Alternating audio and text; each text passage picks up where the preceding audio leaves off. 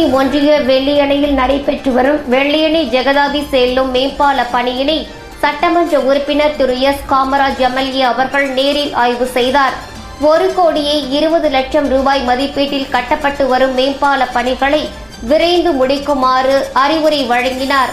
இந்த ஆய்வின் போது தாந்தோணி ஒன்றிய கழக செயலாளர் விஜயபாஸ்கர், ஒன்றிய பெருந்தலைவர் ராமலிங்கம், வெள்ளியணை ஊராட்சி மன்ற தலைவர் செல்வராஜ், ஒப்பந்ததாரர் பூபதி உட்பட பலர் உடன் இருந்தனர்.